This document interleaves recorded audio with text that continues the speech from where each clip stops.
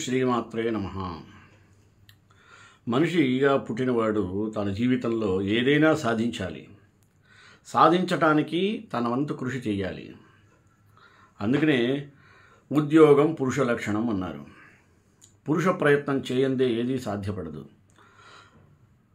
ఉద్యోగము అంటేనే ఏదో జాబ్ కాదు, ప్రయత్నం.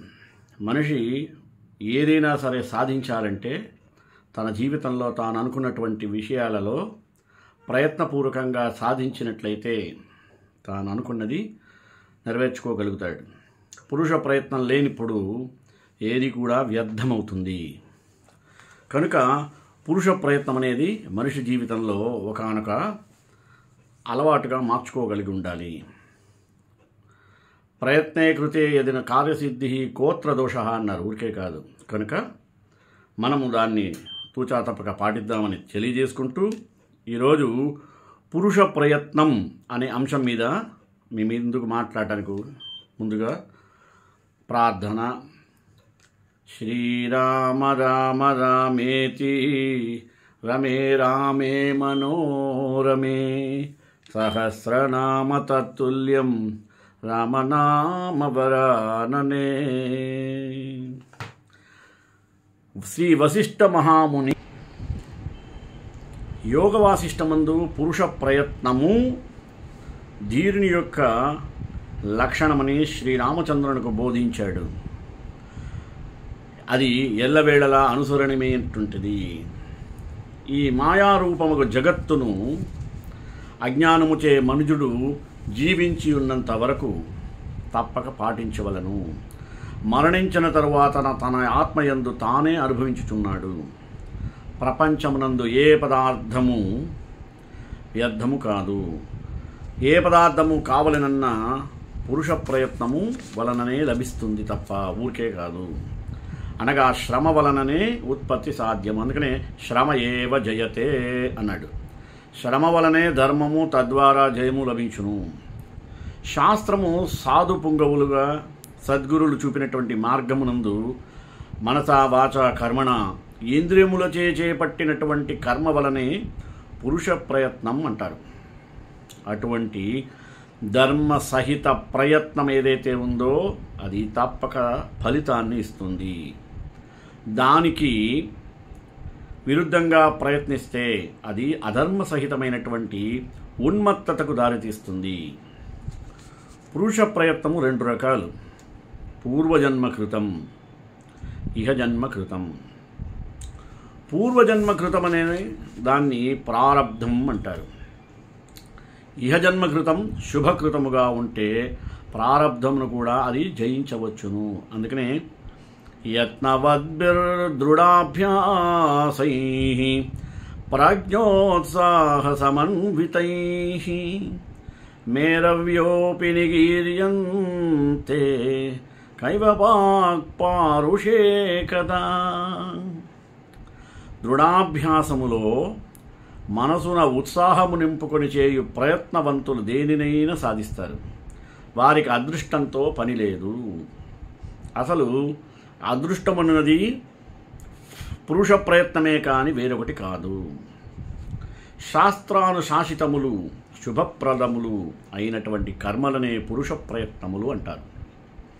పరుల కష్ట నష్టములకు గురి కాకుండా సాధ్యమైనంత వరకు పరోపకారము కలిగే విధంగా చేపట్టే కర్మల వలననే శుభము చేకూరుతుంది. అరిషడ్వర్గములకు పొంగి స్వంత అక్క చెల్లెండ్రులను, అన్నదమ్ములను, చివరికి తల్లిదండ్రులను కూడా మోసం చేసేటువంటి వారు ఇహలోకమును కానీ పరలోకమునందు కానీ నరకలోకానికి నరకం అనుభవిస్తారు. వారు ఎల్లవేళలా అశుభప్రాప్తమైన ఫలాలను మాత్రమే పొందుతారు సుమి. అందుకనే ఉచ్చాస్త్రం శాస్త్రితం చేతి ద్వివిధం పౌరుష స్మృతం తత్రోచ్చాస్త్రమనర్థాయ పరమార్థాయ శాస్త్రితం. పురుష ప్రయత్నం శాస్త్రానుకూలంగా ఉండవలెను. శాస్త్రవిధముగా ఉంటే అది మోక్షమునకు దారితీయక అనర్థాన్ని నరకాన్ని కలిగిస్తుంది. ఇక్కడ శాస్త్రం అంటే ఏంది?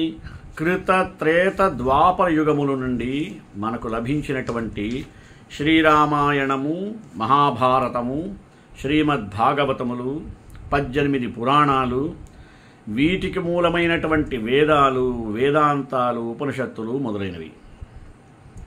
ఇక శాస్త్రానుకూలము అంటే యుగధర్మానికి అనుగుణంగా సద్గురువులు, సిద్ధులు విశ్లేషించిన విధమున పురుష ప్రయత్నము చేయవలెను. పూర్వజన్మ, ఈ జన్మ సమాన అసమాన పురుష ప్రయత్నములు పరస్పరం ఎలా ఉంటుందంటే పొట్టేడలా పోరాడుతూనే ఉంటాయి. ఈ జన్మనందు చేసినటువంటి శుభకర్మల తీవ్ర ప్రయత్నం వలన ఏమవుతుందంటే మనం పూర్వజన్మలో చేసినటువంటి వాసన క్షయించును, అంటే నశించును. అది జన్మరాహిత్యానికి దారితీస్తుంది. కావున సత్సంగము, సృష్టి శక్తియే భగవంతుడు అను నమ్మకము, శాస్త్ర సమ్మతమే పురుష ప్రయత్నం అనేటువంటి భావన మొదలైన వాటి సహాయంతో మనం ముందుకు సాగవలెను. పూర్వపు అశుభయత్నము స్వయముగా శమించిపోవునంత వరకు ఉత్తమ పురుష ప్రయత్నము చేయుచూ ఉండవలెను. పూర్వజన్మ, ఈ జన్మయందు చేసిన అశుభ పురుష ప్రయత్నము దృఢముగా చేపట్టవలెను. నిన్నటి అజీర్ణ దోషము నేడు తీసుకున్నటువంటి ఔషధంతో పోయినట్టుగా ప్రయత్నాన్ని మనం విడనాడరాదు. పురుష ప్రయత్నము వలననే విశ్వామిత్ర మహర్షి బ్రహ్మర్షి అయ్యాడు. ఇంకా అనేక మంది రాజులు, చక్రవర్తులు కూడా పురుష ప్రయత్నము వలననే లోకోపకారకులై ముక్తిని పొందారు. ఉత్తమ పురుషులు కొందరు దారిద్ర్యంతో ఉన్నప్పటికీ తమ తమ పురుష ప్రయత్నములచే దేవేంద్రునితో సమానంగా ఉండగలిగారు. బాల్యంలో బాగుగా అభ్యసింపబడిన శాస్త్ర, సత్సాంగత్య, ధర్మయుక్త గుణములతో ప్రయత్నమును చేసి ఆత్మప్రాప్తిని పొందారు వాళ్ళందరూ కూడా. సరే, ఇహలోకమున ప్రయోజనకారులై వాళ్ళు కీర్తింపబడ్డారు. పైగా సుభాషిత రత్నాకరుడు ఇలా అన్నాడు: ఆలస్యం యది న భవే జగత్యనర్థః కో న స్యాద్ బహుధనికో బహుశ్రుతో వా ఆలస్యాది యమవనిః ససాగరాంతా సంపూర్ణా నరపశుభిశ్చ నిర్ధనైశ్చ. ఈ ప్రపంచమునందు ఎల్లవేళలా అనర్థహేతువైనటువంటి సోమరితనం గనక లేనిచో అందరూ ధనికులు, మహావిద్వాంసులుగా ఉండి వారు సుఖముగా ఉండి సమాజాన్ని సుఖంగా ఉంచగలుగుతారు, ఉంచడివారు. సోమరితనము వలననే ఈ భూమండలము ఆత్మజ్ఞానరహితమై పశుప్రాయులైనటువంటి సంస్కారహీనులతో నిండిపోయింది. ధనహీనులైన సోమరులు ఇతరుల దయపై ఆధారపడి తమ యొక్క శక్తి యుక్తులను కూడా మరచిపోయి సమాజమునకు భారమై పెడదోను పడుతున్నారంటే ఆశ్చర్యపడక్కర్లేదు.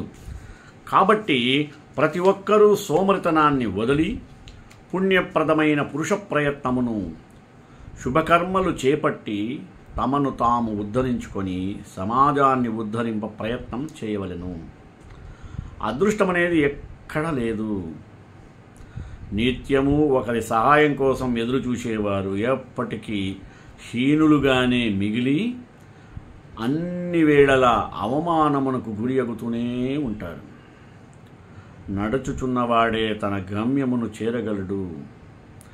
ఒక్కచోటనే సోమరిగా నిలుచున్నవాడు గమ్యాన్ని ఎన్నటికీ ఏనాటికి చేరనివాడై అగమ్య గోచరుడై తిరిగి ఈ సంసార చక్రమున చరిత్రహీనుడై తిరుగాడవలెను.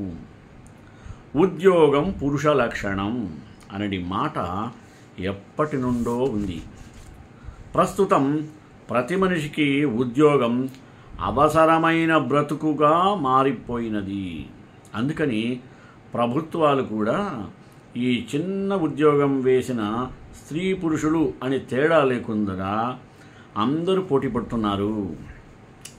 అందుకనే చెప్పబడుతుంది, అశ్వస్య లక్షణం వేగో మధుమాతజ్ఞ లక్షణం చాతుర్యం లక్షణం నార్యో ఉద్యోగం పురుష లక్షణం.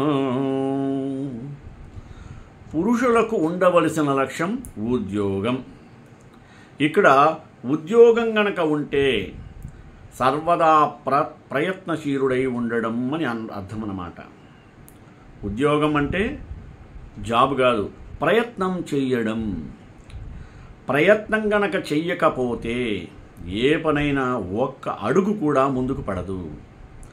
అనుకున్న లక్ష్యం చేరాలంటే సరైనటువంటి ప్రయత్నం ఉండాలి. ప్రయత్నం చేయనివాడు ఎందుకు కొరగాడు. ఆధ్యాత్మికంగా చెప్పుకోవాలంటే ఉత్ ప్లస్ యోగం అంటే ఉత్తమమైన మోక్షం సాధించడం పురుషుని అంటే జీవుని యొక్క లక్ష్యం. ప్రయత్నం చేయకుండా ఏదో అద్భుతం జరిగిపోతుంది అనుకోవడం మూర్ఖత్వం. ఎప్పుడూ తప్పక ప్రయత్నం చేస్తూ ఉండాలి. సహజంగా సోమరితనంతో గనక కూర్చుంటే పాడైపోతావని చెప్పి దానికి వాడిన మాటను అందరూ పురుషులే ఉద్యోగం చేయాలి, మిగతా వాళ్ళు కూర్చొని తింటారు అంటే ఒకప్పుడు జరుగుబాటు అయింది. కానీ ఈ రోజుల్లో భార్యాభర్తలు ఇరువురు సంపాదిస్తేనే పిల్లలు కుటుంబము గడవటం చాలా కష్టంగా ఉండేటువంటి రోజులు. ఇప్పటికి కూడా ప్రతి మనిషి ఎప్పటికప్పుడు కొత్త విషయాలు నేర్చుకుంటూ కాలానుగుణమైనటువంటి మార్పులతో పాటు తను కూడా మారుతూనే ఉండాలి. ఆ విధంగా ప్రయత్నం జరగాలి. ఈ మార్పును, ఈ ప్రయత్నాన్ని మనం ఉద్యోగం పురుష లక్షణం అంటాం. అంటే నిరంతరం మనిషి అనేవాడు ప్రయత్నంలోనే ఉండాలి, ప్రయత్నిస్తూనే ఉండాలి అని చెప్పడానికే దీన్ని ఉపయోగించారు తప్ప వేరే కాదు. ఉద్యోగం పురుష లక్షణం అనేది మాటని తప్పుగా అనువదించుకున్నారు కొందరు. సనాతన ధర్మంలో లేదా అప్పటి పెద్దలు స్త్రీలను 2వ తరగతి పౌరులుగా చూసేవారని, వారిని వంటింటికి మాత్రమే పరిమితం చెయ్యాలని, వారు ఎటువంటి సంపాదన కొరకు ప్రయత్నం చేయకూడదని, వారు బయట సంపాదనలో ఉండకూడదని ఆ రోజుల్లో చెప్పారని తప్పుగా భావిస్తున్నారు. నిజానికి ఆ కాలంలో కూడా స్త్రీలు ప్రభుత్వ కార్యాలయాల్లో ఉద్యోగాలు తక్కువగా చేశారేమో కానీ ఉత్పత్తికి సంబంధించిన విషయాల్లో ఎన్నడూ దూరంగా లేరు. ప్రత్యేకించి శ్రామిక శక్తిలో వారి వాటా అప్పుడు ఇప్పుడు ఎప్పుడు కూడా గణనీయంగా ఉండేది, ఉంటుంది, ఉన్నది. నేడు చూసినట్టయితే స్త్రీ లేని ప్రదేశం లేదు, వారి ప్రభావం లేనటువంటి ప్రాంతము లేదు. ఇంతింతై వటుడింతింతై అన్న చందాన స్త్రీలు అన్ని స్థానాల్లోనే అలంకరించబడుతున్నారు. వారు భావి భారత పౌరులకు తొలుగురువుగా ఉండి ఉపాధిలోనూ ఉత్పత్తి స్థానాల్లోనూ సింహభాగాన్ని ఆక్రమించారు. వారు సాధికారతను కూడా సాధించారు. ఉద్యోగం పురుష లక్షణం కాదు, ప్రతి మనిషి లక్షణం కావాలి. అంటే ఉద్యోగము అంటే ప్రయత్నించడము అనే అర్థాన్ని చేసుకోవాలి. ఇక్కడ లింగ భేదానికి తావు లేదు, అసలు ఉండను కూడా ఉండకూడదు.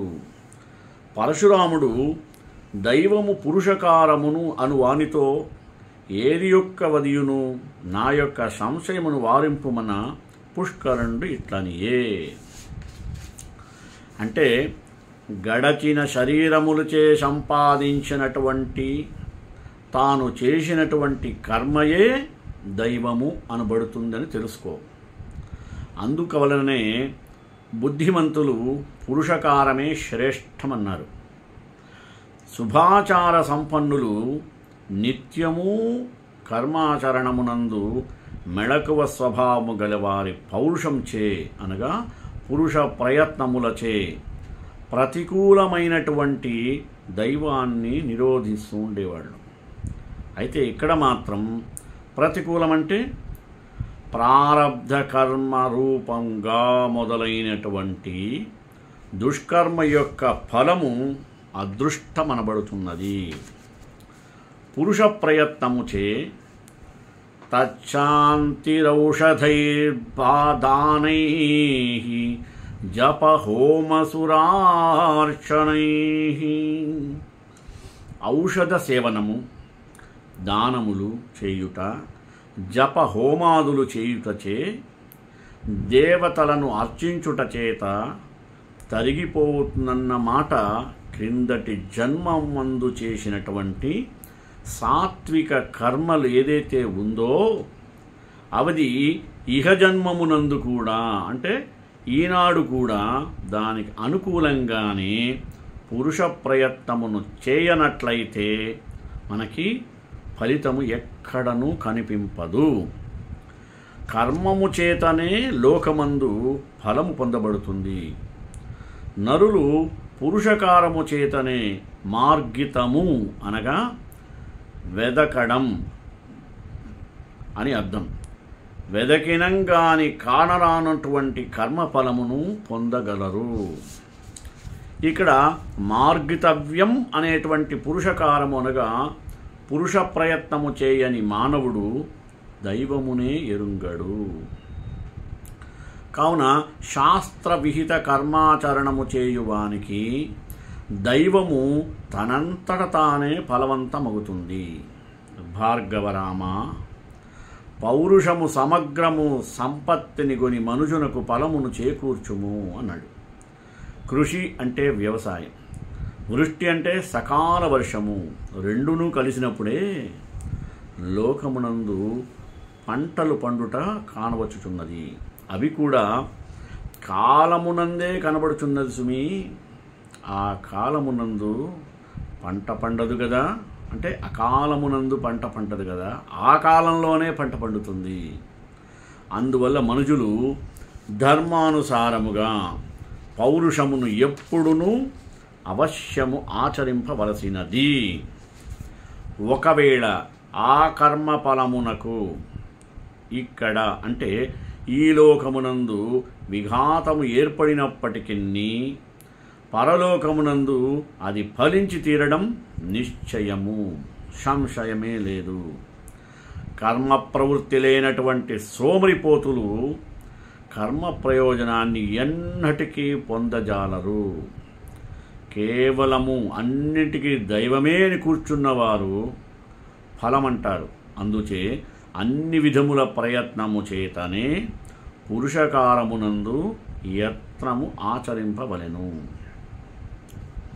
మనిషి తనలో ఉండేటువంటి సోమరితనాన్ని పూర్తిగా వదిలిపెట్టాలి.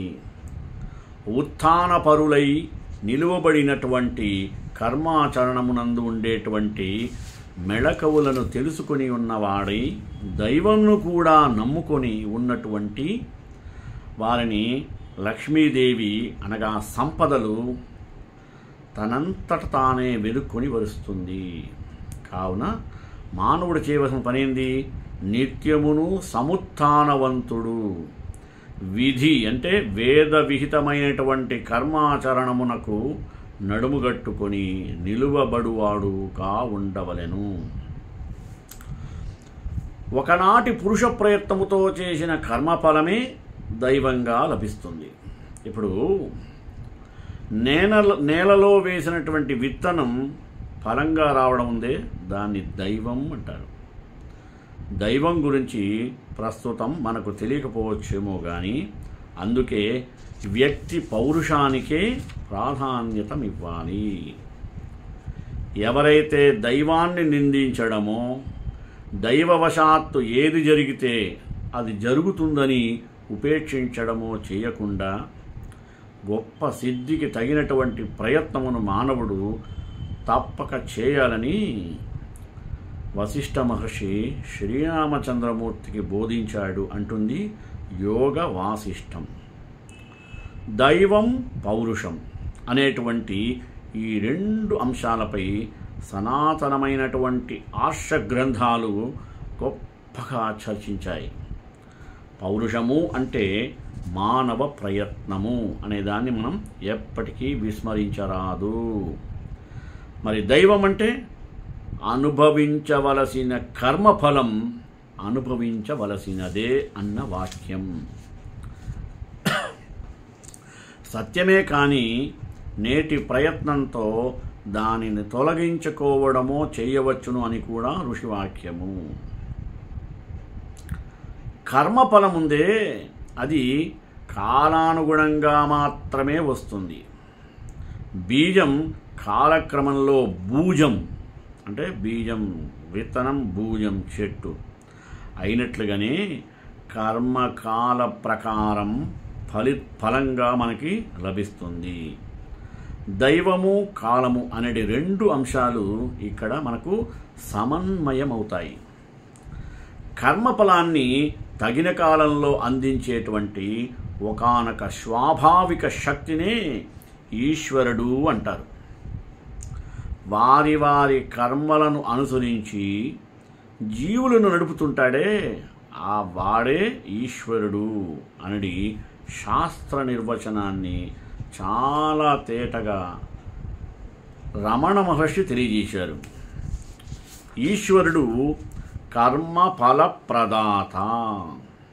అలాంటి ఆయనకు ఒకరిపై ప్రేమ, మరొకరిపై ద్వేషం అనేది ఎప్పుడూ ఉండదు.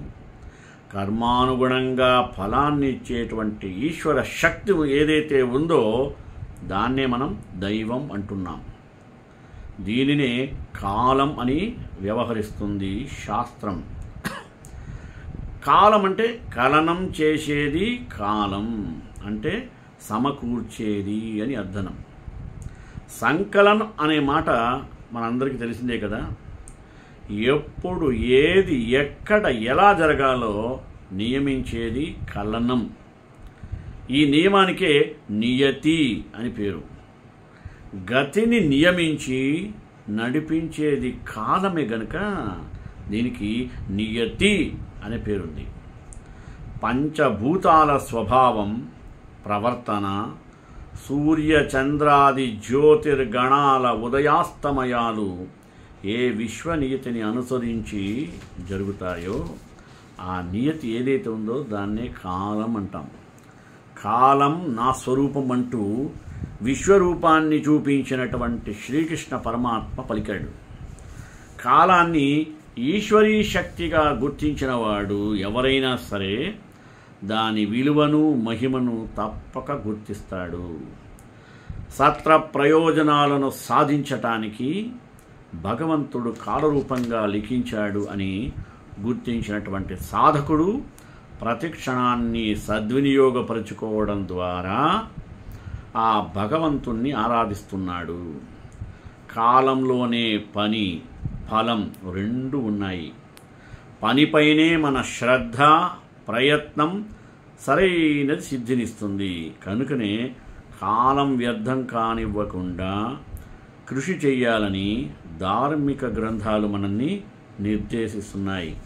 కాలజ్ఞుడు అంటే ఏ కాలానికి ఎలా ప్రవర్తించాలో తెలిసి కాలాన్ని సద్వినియోగం చేసుకునేవాడు అని అర్థం.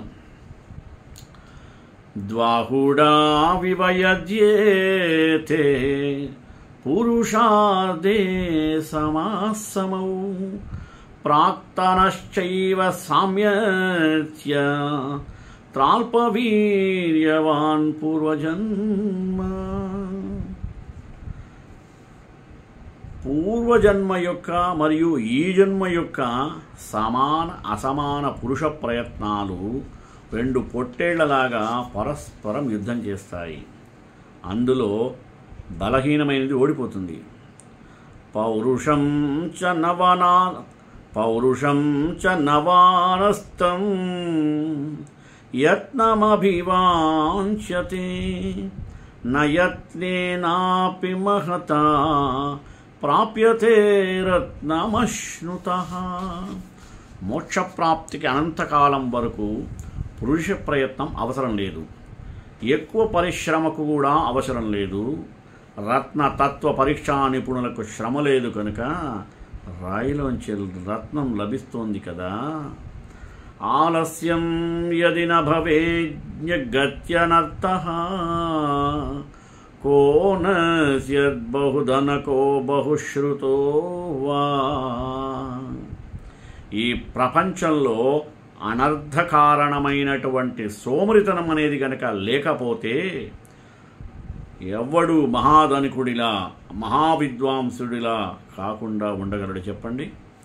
పురుష ప్రయత్నమే అన్నిటికీ మూలం.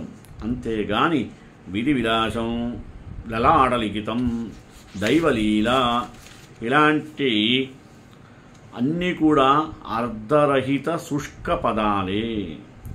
చపల స్వభావం కలది, నిలకడలేనిది అయినటువంటి మనసు ఏ ఏ విషయాల యందు సంచరిస్తుందో వాటి నుంచి దానిని మరలించి ఆత్మ అంటే పరమాత్మయందే స్థాపితం చేయాలి. అంతర్ముఖంగా ఆత్మయందే ఉండేటట్లు ప్రయత్నించాలి అని భగవద్గీతలో శ్రీకృష్ణ పరమాత్మ మనకు ఉపదేశించాడు. సంకల్పమే మనసు యొక్క రూపం కనుకనే సాధకుడు మనసు యొక్క చర్యలను గమనిస్తూ ఉండాలి.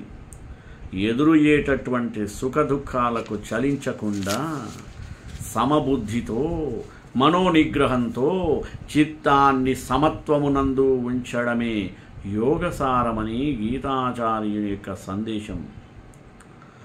పొగతో మసిబారిన ఇంట్లో ప్రవేశించావనుకో, శరీరానికి ఏ కొద్దిగానైనా మసి అంటుకోకుండా పోదు కదా. అదేవిధంగా ఎంత జాగ్రత్తగా ఉన్నా ఇంద్రియాలతో సహవాసం చేసిన వానికి కొంతైనా కామేచ్ఛ అనున్నది కలుగక తప్పదు అంటారు శ్రీరామకృష్ణ పరమహంస. విత్తనాలు చల్లకుండా ఎలా పంట పండదో అలాగే ప్రయత్నించకుండా ఈ లోకంలో ఏ పని సఫలం కాదు. లోకంలో ఉన్నటువంటి ప్రాణులకు పనులన్నీ శ్రమ వల్లనే సిద్ధిస్తున్నాయి. నది సముద్రాన్ని చేరి సముద్రభావం పొందినట్లుగా, అనగా నదీనాం సాగరోగతి అని భావం. కావున చిత్తమును ఆత్మయందు నింపి ఆత్మస్వరూపానుభవమును చేసే కొద్దీ ఆత్మభావం కలుగుతుంది. పట్టుపురుగు తన నూలుచే గూడు కొట్టుకునేటప్పుడు ఎలాగైతే ద్వారాన్ని కూడా బంధించుకొని మరణిస్తుందో అలాగే జీవుడు కూడా స్వసంకల్ప వాసనా జాలానికి తగులుకొని మరణిస్తున్నాడు.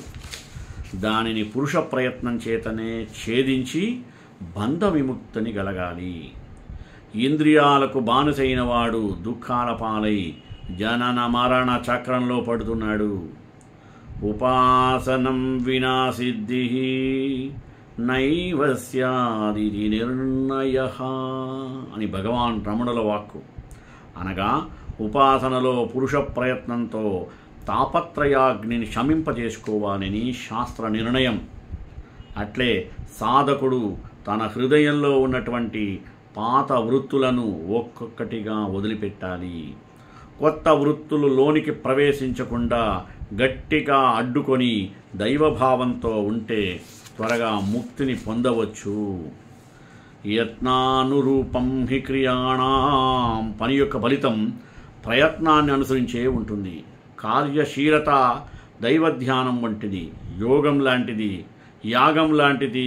సానపడితే వజ్రం ప్రకాశిస్తుంది, కాంచిన బంగారమే కాంతులు వెదజల్లుతుంది. అందుకనే సాధనమున పనులు సమకూరు ధరలోన అన్నాడు వేమన. శారీరక మానసిక శ్రమని లెక్క చేయకుండా సహనంతో సంయమనంతో చేసే సాధన ఎప్పుడు సత్ఫలితాన్ని ఇస్తుంది. మనిషికి తాను చేసే పనిలో పరిపూర్ణత్వాన్ని సిద్ధింపజేస్తుంది. అందుకే అసాధ్య సాధకులైన సుధీరులైనటువంటి నిశ్చల మనస్కులైన మహనీయుల్ని మార్గదర్శకులుగా భావించి కర్తవ్య నిర్వహణ చేయాలని తెలియజేసుకుంటూ శ్రేయకాంతాయ కళ్యాణ నిదే నిదేద్రాం శ్రీ వెంకట నివాసాయ శ్రీనివాసాయ మంగళం మంగళాశాసనపరైర్మదాచార్య పురోగమై సర్వైష పూర్వైరాచార్యై సత్కృతాయాస్తు మంగళం.